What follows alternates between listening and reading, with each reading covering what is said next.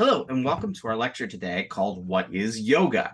In the class lecture today, I'm just going to kind of go over the main argument for the course so you can kind of know where we're going, where we're starting from, where we're going to end up. And I'm just going to kind of go through the overall argument for the course. The funny thing is, if you were to go back and rewatch this video at the end of the course, you go like, oh yeah, I know all that stuff.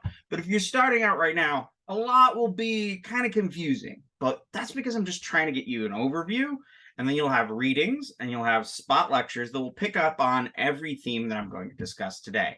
But I wanted you to give it a chance to just kind of, sink into this argument and see where we're going to go in the coming semester.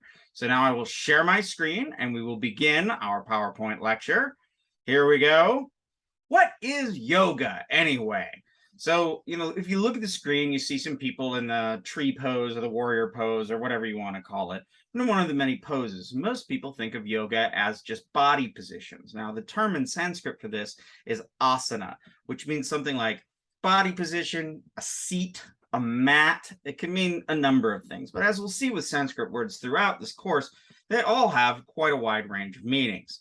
So what's the lecture plan here? I'm going to give you a sort of general trajectory or argument of the class. And what's the point here? We're going to trace yoga as it's found in early India and early South Asia, all the way to what we see in the ubiquitous yoga studios we find all over the place in the United States today. Now, what is the important thing about this? Well, yoga is neither inherently Eastern or Western. When I'm talking about modern postural yoga, the yoga we see today, we're going to look at forms of yoga.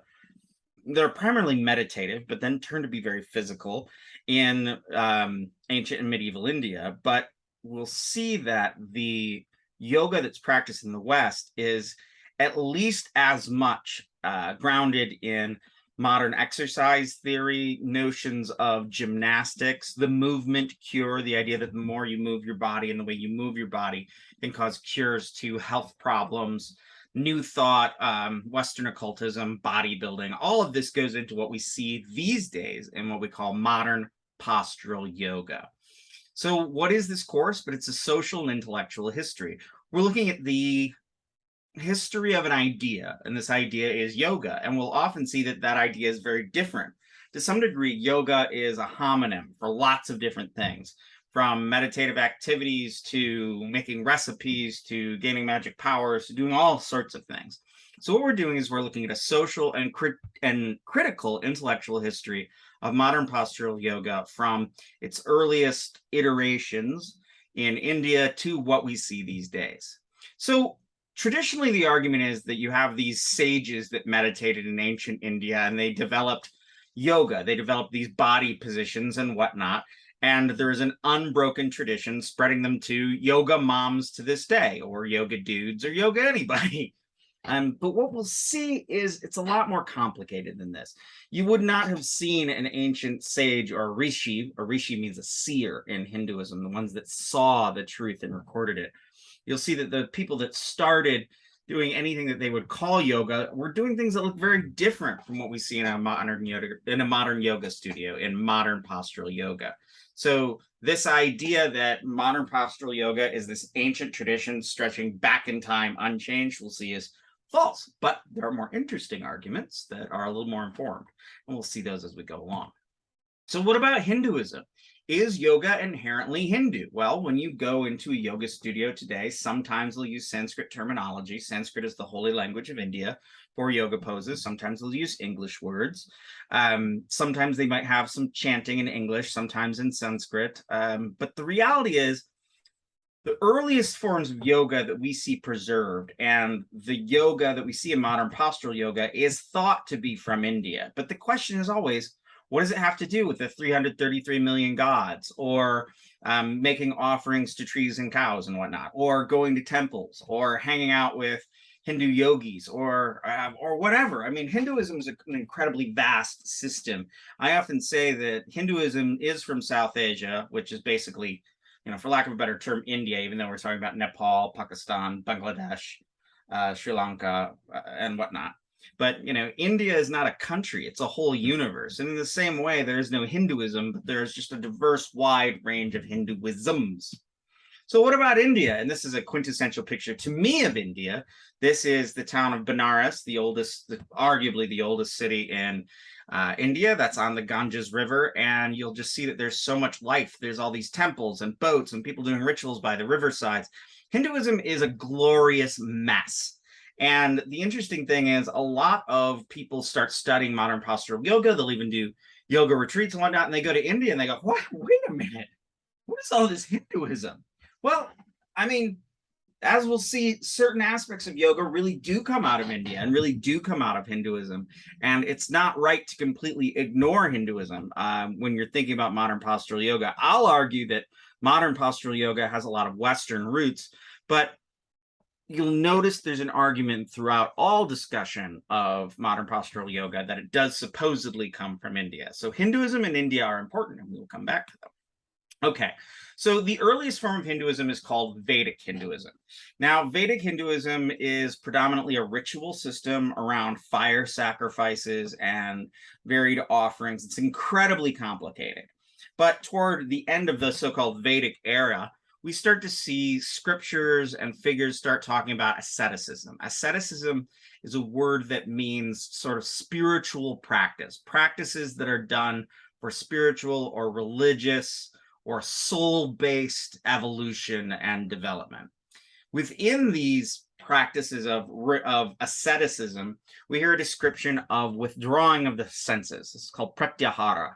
And when we'll talk about Patanjali a little bit later, we'll see pratyahara, the withdrawal of the senses, as being one of the key aspects of the so-called 8 limbs of yoga. We'll get into all that later. But we do also see not only meditative stuff, which is about detaching the mind from the body and withdrawing the senses from the world, but we see some alternative lifestyles. One is a group of Vratyas. These were young Brahmins of the highest caste, who would almost renounce their Brahmanhood, go into the wilderness, do all sorts of kooky stuff, and engage in a whole bunch of cattle raiding of the other Brahmins until they had enough cattle around, they could start their own herd and they could become Brahmins on their own. But this is an idea of like almost an early renunciation, leaving life to do something else. And some people say that the Vratyas were early yogis. I don't buy it. There are also people called Kaishans, which means those who have hair or restrained hair. So people who are doing meditation and living in the forest and engaging in extreme asceticism for spiritual development, they would often put what we call dreadlocks or jata in their hair. Now, were these people yogis? They didn't say they were, but when I say that there is like an early yoga or a Vedic yoga, I'm more of saying that there are elements within the earliest form of Hinduism that become scaled up when you get to yoga. Now, we get to the Yoga Sutras, which are composed probably around 400 CE. That Vedic period is about 1500 to 0 BCE. So the author of the Yoga Sutra is a guy named Patanjali. Now, yoga means yoga, and we'll talk about that more, but sutra comes from the Indo-European root of suture, so a thread. Now, a thread would be, now, books weren't like, in India, books that, like we think of them as bound books, like, say, this one, they weren't like that. They weren't bound. They were a stack of papers with a hole in the middle, and they would call a sutra the string that goes through that hole and holds the book together. Well, sutra also comes to mean a short, little pithy expressions. So the Yoga Sutra is a set of a couple of hundreds of these like short little verses. They're like 4 or 5, they're like 4 or 5 words each. And then there are tons and tons of commentaries written on them. Well, Patanjali wrote this first set of the Yoga Sutras. And then there are probably hundreds of different commentaries where someone says, this word means this word means this word means this philosophical thing is this is how I explain every one of those little verses. We're going to go through the Yoga Sutras next week. So the interesting thing about the Yoga Sutras is that it's persistent. People to this day will say that everything goes back to the Yoga Sutras. Modern postural yoga people who don't read a lick of Sanskrit will regularly say that it all goes back to Patanjali and it all goes back to these Yoga Sutras. One thing I will tell you is that the so-called 8 limbs of yoga, the Ashtanga, are found in the Yoga Sutras. So moving right along in the Yoga Sutras, the Yoga Sutras came out at a specific time. This is post-Vedic. This is after all of that crazy ritual stuff that was going on in the Vedic traditions. So you have 2 religions that come out of this era that react against, well, they don't really react against the Vedas, but they create a new way of being religious. These are Jainism and Buddhism. Buddhism argues that there is, in fact, no self whatsoever. There is no soul, and that all life is suffering. But if one learns to stop grasping at the things that one desires, one can find happiness, freedom, and even nirvana, the extinguishment. Jainism is a little different. Jainism argues that there is a self, there is a soul, and that soul is occluded, is hidden by karma. And the karma is like a sticky, gross goo that you have to scrape off to find the luminous self that is oneself inherently. So how do you get that karmic goo on you? By acts of violence. So they advocate extreme nonviolence of not harming any creatures, absolute vegetarianism, and spiritual practices that aim to sort of remove one's connections to karma. So these would be definitely non-Hindu groups, though they come out of that same location that a lot of these renunciate, sort of meditating Hindus came out of. There's also a religion called Sankhya, which I'll talk about more in a second. And in fact, if you look in philosophy, in the philosophy of India, you'll see that yoga and Sankhya are connected to the point that people say that yoga is the method for actually realizing Sankhya. Now, the fine thing that I want you to understand is the majority of texts from this period, and I would argue the majority of yoga texts in general, are obsessed with magic powers. Nobody talks about this in a modern postural yoga class. But as we read the Yoga Sutras later, we'll see whole chapters are just about, yoking your eyes to the rays of the sun, to the moon, so you can have knowledge of celestial spaces, all sorts of kind of cool magic power stuff. And I would in fact argue that the majority of yoga up until the contemporary period is really about cultivating magical powers. What is Sankhya? So we're going to come back to Sankhya a lot. Sankhya, I'm going to very briefly state it this way. Sankhya says that if you look at the entirety of the universe, you have Purusha, which means soul or spirit, and Prakriti, which means nature or that thing that's in flux. Now, you yourself are a purely luminous soul. You are the Purusha. However, Purusha becomes convinced it is Prakriti. The soul is convinced that it is in nature and that it is in contact with the world around it. The goal of Sankhya is to remove the soul from identifying with the world, realizing the perfect luminosity, the perfectness of the soul, and then nature will just dissolve. It just cease to have any meaning anymore. A lot of people argue, and this is one of my favorite metaphors, that the human being stuck in Sankhya is as if you have a lame person, a lame man who can see perfectly and has perfect mental faculties, but can't move his body. So he climbs on the back of a blind, dumb, and deaf man who has a powerful body, but has no senses. So the goal is to get the Purusha, that seeing, lame, unable to move creature, and get it completely removed from nature. I know, this is heady stuff. All right, so moving on up, we get to yoga and the epics. Now, there are two epic tales in Hinduism called the Mahabharata and the Ramayana. They're wonderful. Read them. They're glorious. In the Mahabharata, we see a new version of yoga. We have a thing that's called yoga, and it's almost called a warrior yoga. The idea here is that yoga is practiced on the battlefield.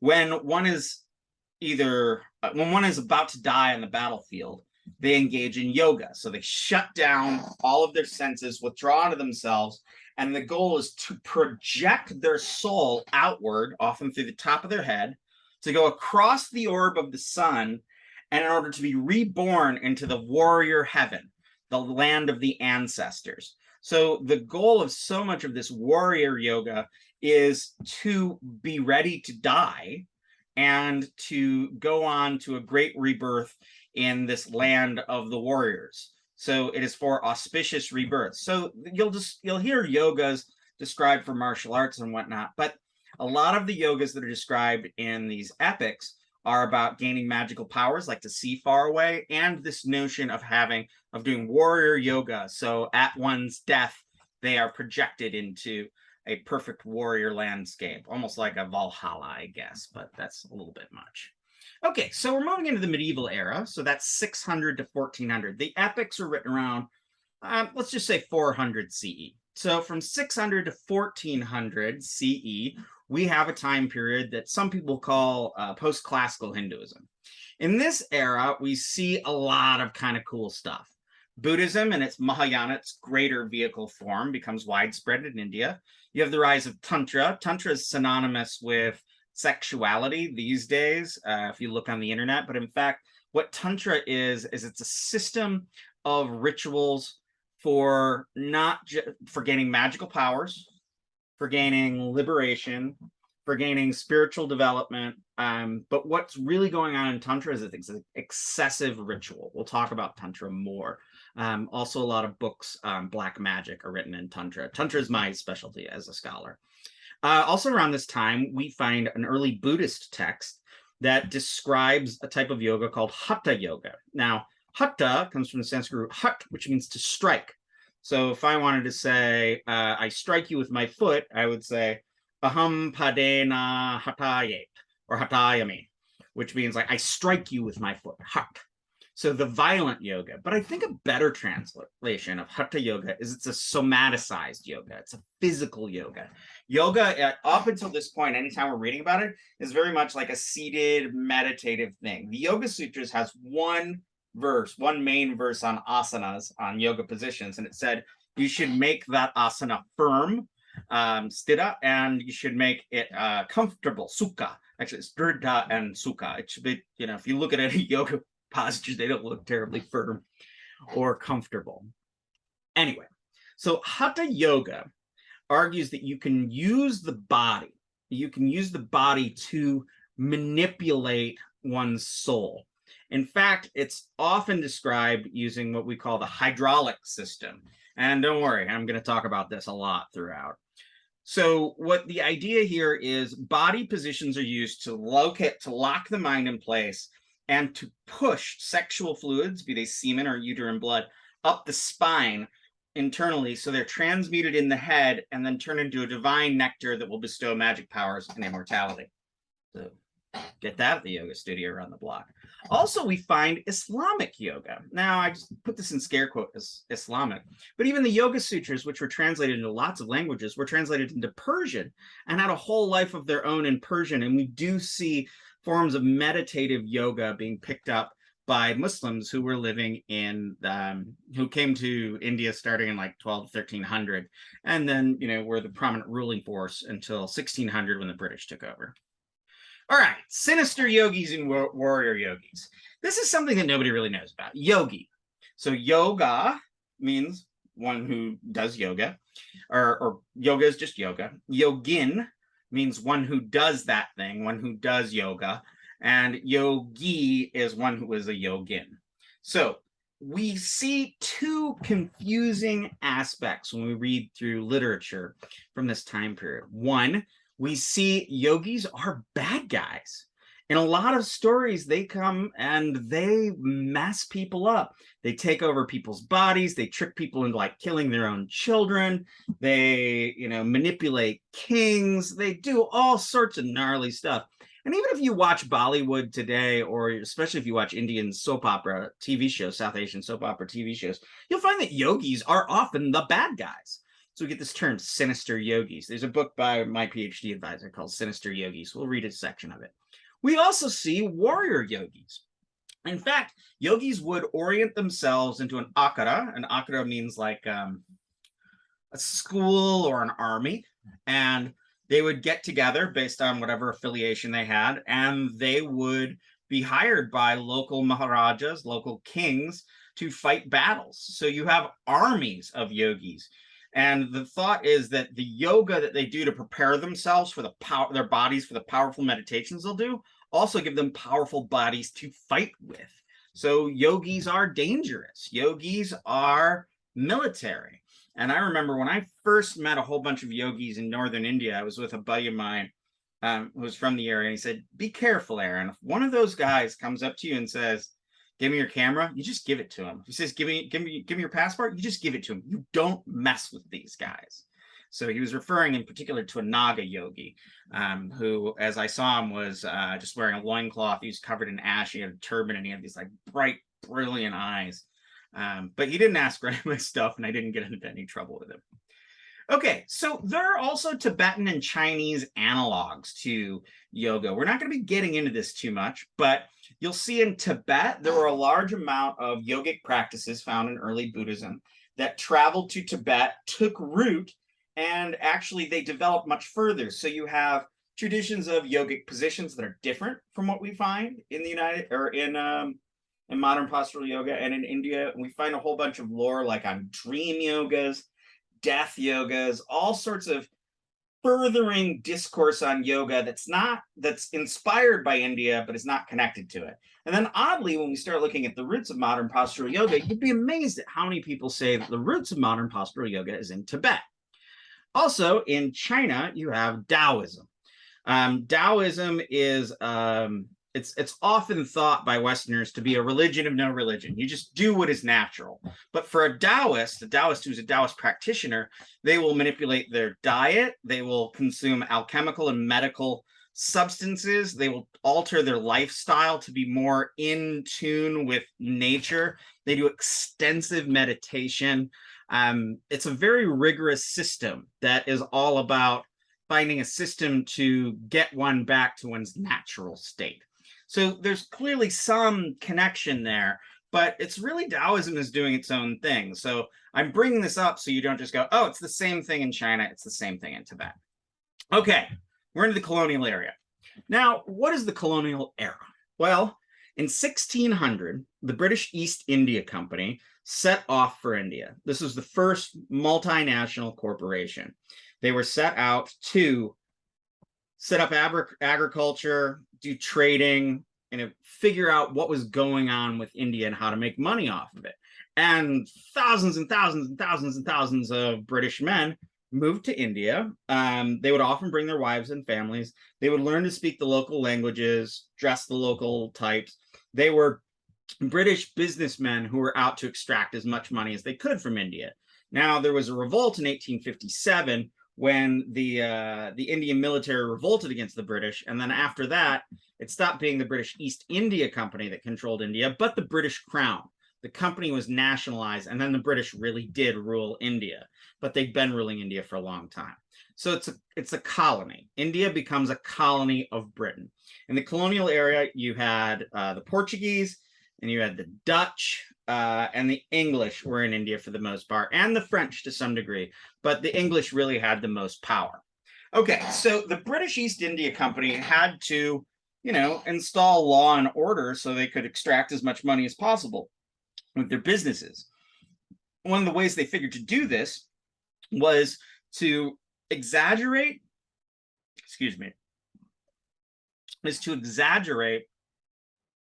religious differences. So whereas people might not have identified as one type of Hindu or another, or they might not have seen themselves as exclusively Muslim and never Hindu, there's a lot of overlap in the religions. The British are like, no, you're a Hindu, you're a Muslim, and you guys shouldn't hang out, and we're going to keep you separate but equal.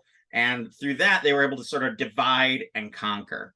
They would also regularly say that India could not be free. The British would say India could never be free and self-rule because religion divided them too much. But in fact, it was the British that hardened the religious lines between people in India. Now, at the time, the yogi armies were still going. So the British came in, they had modern military, modern weapons, but the local kings would hire these yogi armies, and these just armies of hundreds and hundreds of yogis would just run in and just beat the tar out of the British. So the yogi armies never sided with the British. So some Maharajas, some local rulers, would side with the British and align with the British, but the yogi armies never did. So the British always had an idea that yogis were dangerous. Yogis fought them in battle. Yogis could be manipulated by local rulers, and that yogis were bad dudes who were dangerous to fight in battle. This led to the British thinking about criminalizing yogis. So, for instance, in contemporary gatherings of yogis in the United States, in India, they're not allowed to have weapons. Why do they make such a big deal about weapons? Because yogis used to go armed everywhere. And like I said, they sided with the kings, the local kings, against the British. They even had a term that came up in the British Indian legal system called a 420 yogi, or a 420 yogi. And these were people who were acting like yogis, but weren't. The connection to 420 and marijuana, I don't know. Maybe it's something there. But yogis, since the earliest time, were known to consume quite a bit of ganja. which sort of makes sense because, you know, if you're going to be living on a loincloth in a hut, you're going to need something to anesthetize you and keep you warm and whatnot. Also, the body moves a lot better when it is intoxicated by cannabis. There's a ton of stuff written on that. So it makes sense that the earliest cannabis, well, not the earliest cannabis users, but yogis throughout time we've seen using cannabis that's referred to as bhang or charas or whatever. So criminal yogis were criminalized. These yogis were not thought to be good dudes around. All right, so something starts changing in the 19th and 20th century, and one scholar has called this esoteric yoga. This is where folks started looking, Indians and Westerners, mostly Westerners and Indians influenced by Westerners, started looking at yoga and meditation and positing a new form of yoga that was about realizing oneself. And this sounds so much more like any type of sort of general new age discussion you'll make. It's yoga that is about secret wisdom and ways of being sort of more aligned with your general nature. So I just call this esoteric yoga. We'll go into the details later. In India, you have a guy named Swami Vivekananda, who I adore. I love Swami Vivekananda. So he was alive in the early 20th century. He really worked to get the British out of India and to get Indian independence. He was a Swami, so a renunciate person, so like a priest, but not a priest. That's complicated. So he had this idea that Indians should start doing yoga to make them strong because he felt that their bodies were weak in comparison to the English, which is an odd internalized racism, but what are you going to do? I remember one book in his message to the youth of India, he said, enough of this Vedanta, enough of this philosophy. You need to swim and hike and make your body strong for India. So in the 19th and the 20th century, we start seeing yoga being depicted as inherently Indian and as being a means for Indians to develop healthy lifestyles and lives and bodies, and being sort of alternative to Western notions of exercise. Yes, we'll go into more of this in time. So occult yoga. Now, occult means hidden or occluded. And I was reading through this British occultist named Aleister Crowley. You may have heard of him. From the early 20th century. And he wrote a book called 8 Lectures on Yoga. And this is a paraphrase of Patanjali's Yoga Sutras, but very much just straight up for Westerners. In this, I see Crowley rethought about yoga as a way for Westerners to spiritually develop that was based somewhat on yoga, on Patanjali, but was also doing its own thing. And the more and more I look at contemporary writing on yoga, the more I see references to this 8 lectures on yoga. And we'll read that later. We'll read that 8 lectures of yoga toward the end of the class. So what about exercise? We always think about yoga as exercise. Well, we have all of these sort of body cultures and exercise cultures. So let's talk about them for a second.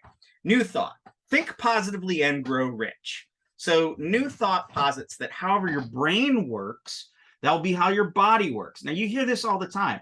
I mean, I remember having a colleague, I was having a lot of problems with my knees. And I remember she said to me in graduate school, it's like, oh, it's just because you're not thinking positive. And because you're not thinking positive, your whole body's going terribly. Now, usually when someone says that to me, I slap them right in the face. But she had an inoperable brain tumor, so I could take it from her. The movement cure. Movement cure starts 19th, 20th century. It's the idea of moving your body more flexibly, and exercise, what we think of as exercise now, will cure illnesses. So before this time, people didn't think of exercise as being a thing. People used to say, if you go jogging, your legs will just fall off in time. People didn't exercise. So exercise is coming up. So the movement cure, the more you move your body, the more healthy you'll be. Bodybuilding. Some of our earliest figures in bodybuilding were intrigued by the feats of strength that yogis were recorded performing all over India. And even one famous character, Mr. Eugene Sandow, even went to India to show off his bodybuilding techniques and actually learned quite a bit of yoga while he was over there. Gymnastics, specifically Swedish gymnastics. This was out of Sweden. They had an idea that you could do gymnastics without having any like barbells or parallel bars or pommel horses or whatnot, but you could just do gymnastics of just bending your body around. And we actually see in some of this early Swedish gymnastic stuff, we actually see what you see in contemporary yoga studios now. And calisthenics, the notion of just exercising for health. All of these get rolled into yoga for health that really becomes a big deal in the 1970s onward in the United States. Now, Mysore is a town in Karnataka in South India, and we're going to talk about the yoga that comes out of Mysore. There was Krishnamacharya, Deshicharaka, and BKS Iyengar. These are three yoga gurus who really invented what we see in yoga today.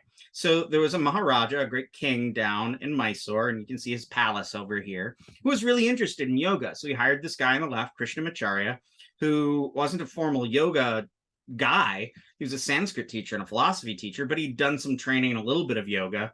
And he started devising really complicated yoga poses and training students to do them, to the point that the Maharaja used to have him come in and do like yoga exhibitions where he'd just show off the cool stuff his students would do.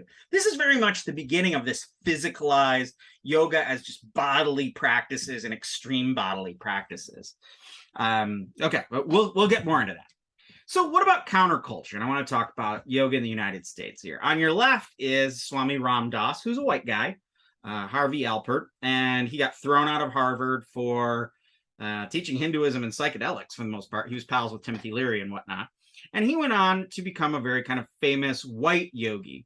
In fact, I'm teaching at, I teach Sanskrit at Naropa University up here in Boulder, Colorado. And the first teacher of yoga in their yoga studies department was Ram Dass. He went out into the wilderness in Arizona, and he was just practicing yoga and reading the Bhagavad Gita, one text amongst many, many texts kind of on yoga. And he built his yoga class out of that.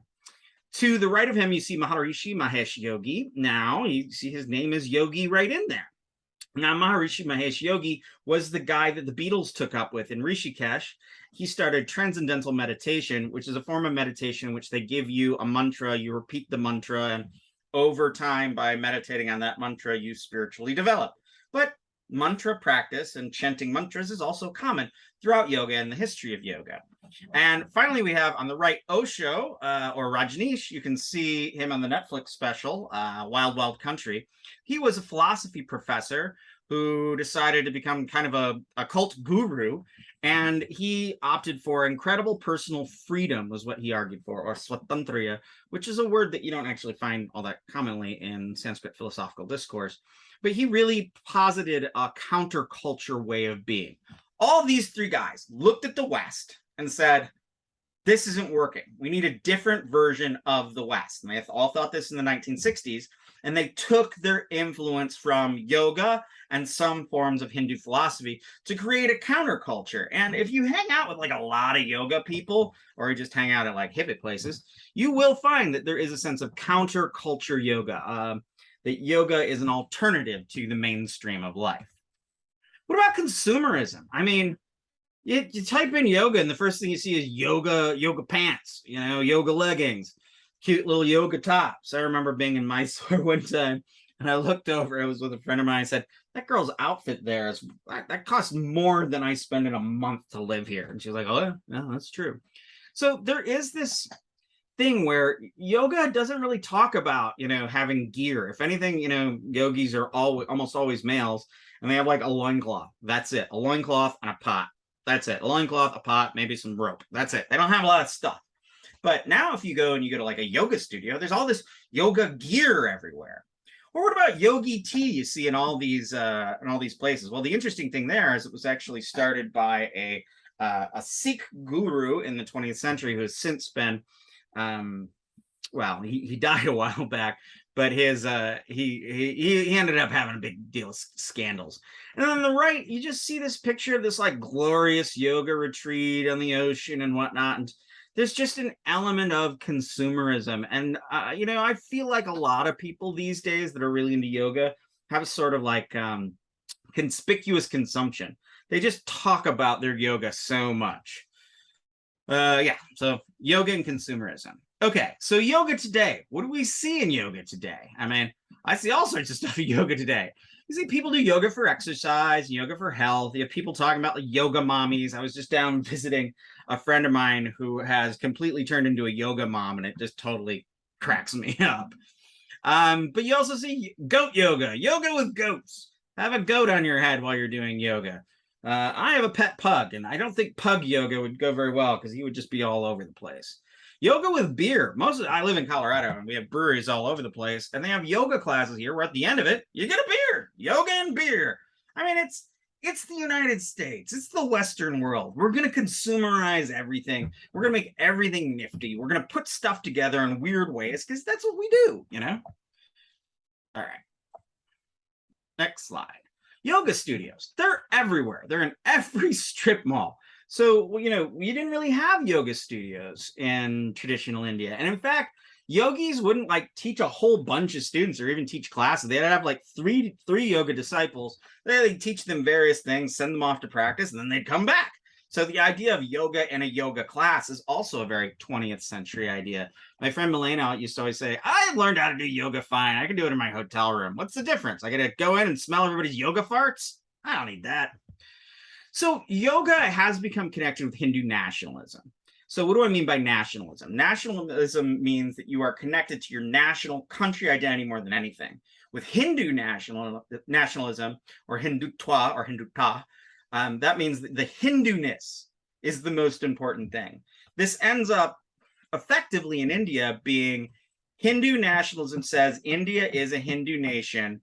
Muslims should go away or should not be privileged in any way or should not be tolerated in any way. And then the other religions of India should just tolerate Hinduism because it's a Hindu nation. So what's interesting to me is that while I'll sketch out an argument that a lot of modern postural yoga is not rooted in contemporary India, these are in ancient India, modern day Hindus and Hindu nationalists will say, of course, all of this is directly from India. So the question is, if they say it is inherently Indian, then isn't it? I mean, factually, it might not be. And factually, you might say that yoga never really was considered a Hindu thing. It was a thing going on within some proto-Hindu circles. But nowadays that people say it's a Hindu thing, does that mean it is a Hindu thing? I guess so. What about yoga without religion? I mean, maybe yoga doesn't need any philosophy. Maybe yoga just is a body practice. And in fact, that's how we see it performed. And we see it talked about for the most part in the United States. It's a yoga without a sense of religion or philosophy or even anything mental. It's just a physical thing one does for health. And then my final thing I'm going to ask at the end of the class is, what about yoga in schools? Should people be doing yoga in gym class? Well, Christians say Christian fundamentalists say there is no such thing as a Christian yoga because yoga is from India and the devil's from India, so yoga is just the devil. Other people will say that yoga is inherently Hindu because Hindu fundamentalists claim it's Hindu, thereby practicing yoga in a school is practicing Hinduism in a school. They've got a point on that. Others would say this is a non-religious thing, not unlike mindfulness, and everyone's advocating for mindfulness in schools. If you look to all the people who are advocating mindfulness in schools, if you look deep enough, they're all Tibetan Buddhists. So my thing is, I'm kind of veer toward no, you shouldn't do yoga in school because it is religion. So yeah, or it has at least these religious ties. So that's something to think about at the end. Okay, so what are the takeaways? What I want you to take out of this little lecture we had today is I want you to think about there's yoga and yogas. I don't know what yoga with a big Y is. I know there are tons of different iterations of yoga, types of yoga throughout history, and even in the contemporary world. There really isn't a yoga, but there are lots of yogas. I also want you to remember this distinction between yoga practices and yogi practices. Yoga practices are people doing yoga. Yogi practices are the things that those kind of scary, dangerous, physically powerful and dominant, sometimes warrior yogis were doing. I want you to think about origins and evolutions. So where does yoga really come from? Can you really state an origin? However, what we can see is that there's an evolution. There are different changes in the way that yoga is conceived based on where it's being conceived of, and that there's a constant evolution in thinking and practice of yoga. Finally, consumerism, colonialism, and nationalism. Critique all of these. One, consumerism. Yoga just turns in a way for people to have yoga butts and fancy yoga shoes. Colonialism. So the British took over India, and in a sense, they also, Westerners, took over yoga. The Indian roots of yoga have been almost colonized again by Westerners who want to say, oh, it's not about India, it's about what we're doing right here. Well, it's complicated. We'll get into that. And nationalism. What does it mean that if Hindu nationalists who say that India is only for Hindus, if they claim yoga as being inherently Hindu, What does that mean for our understanding of yoga? And finally, at the end, so think about where you see yoga in your daily life. Your friends talk about yoga. Have you ever taken a yoga class? Have you ever seen yoga in the park? I mean, do you see yoga in the media? I mean, how is yoga depicted on TV shows? And again, what does a yogi or a yogini, a female yogi, look like to you? And I leave you with a picture of a much younger me hanging out with a bunch of, these are not yogis, Nath, which mean like the lordly yogis. I'm hanging out with them in Kathmandu. So do these guys look like your standard yoga teachers? I don't know. They had really nice umbrellas though. All right. I will see you next time. I hope you enjoyed this lecture. Take care. See you on the flip side.